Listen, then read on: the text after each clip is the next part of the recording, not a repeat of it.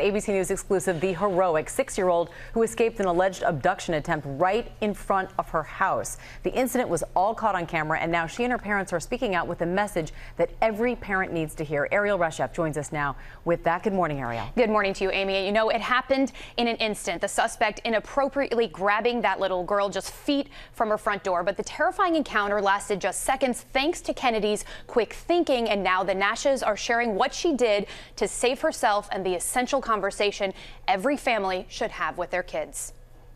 This morning, the chilling moment a little girl fights off an alleged abductor.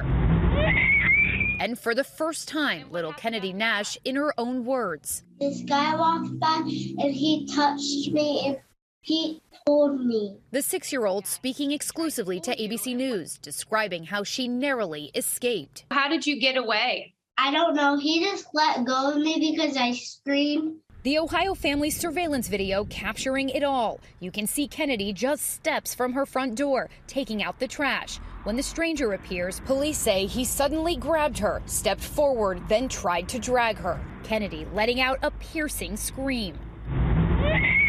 He wouldn't have let go of her if she wouldn't have pulled and screamed like she did. The man quickly letting go, the whole encounter lasting less than 10 seconds. The distraught little girl running inside for help, her dad Ricky jumping into his car, following the man while on the line with authorities. I chased him like he still had my kid. Definitely didn't want him to be able to go snatch another kid. Police arresting 33-year-old Derek McPherson, now charged with abduction and gross sexual imposition. When the cops put him in handcuffs, it took so much anguish away. Kennedy shaken but safe. You lived through this incident, but then when you watched the video, what were your thoughts?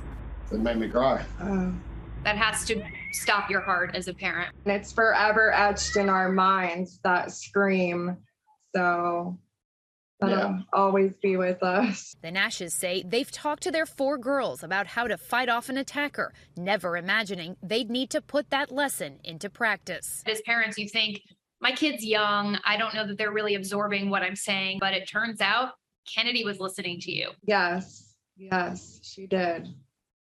And she used it. The parents say if not for their 6-year-old's quick action, the outcome would have been much worse. How proud are you that your 6-year-old had the wherewithal to scream and get herself out of that situation? I'm so proud of her, because as soon as she screamed, he let go. So obviously, you know, it does work. And it was so good to see Kennedy smiling again. And Kennedy's parents say that they are grateful that both of them were home at the time. Her mom had just gone inside to put some groceries away. They say it is still surreal that this happened to their little girl, and they want every parent to know that this can happen, Amy, in the blink of an eye. Yeah, that is so frightening for every parent to see. Erielle, thank you so much for that. And for more on this, let's bring in Callahan Walsh, the advocate at the National Center for Missing and Exploited Children. Thanks for being with us, Callahan. And first, let's walk through what Kennedy did right. Well, she did everything right in this case. She was kicking, screaming, pulling away. It's exactly what we teach kids what to do when a would-be abductor tries to grab them. In fact, there's a lot to learn from these attempted abductions. We've been analyzing attempted abductions for over a decade at the National Center for Missing and Exploited Children, and we know that over 83% of the time when a child is able to get away from their would-be abductor, it's something that they did proactively, like kicking, screaming, or pulling away. And exactly what she did in this case. She's the reason why she's home safe tonight. It's really remarkable. And yes, she's just 6 years old, but her parents had spoken to her about what to do if something like this would happen. A lot of parents want to know when the right time is. When are they too young to know? When it might scare them? When do they really have these opportunities to put something like this into practice?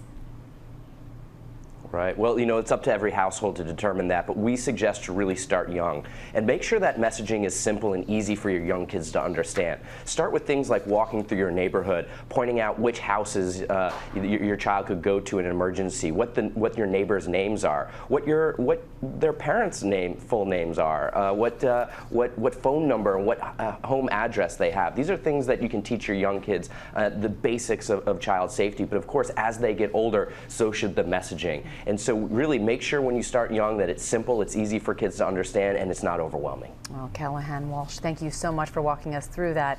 We appreciate your time here. Well, hey. Hey there, GMA fans. Robin Roberts here. Thanks for checking out our YouTube channel. Lots of great stuff here. So go on, click the subscribe button right over here to get more of awesome videos and content from GMA every day, anytime. We thank you for watching, and we'll see you in the morning on GMA.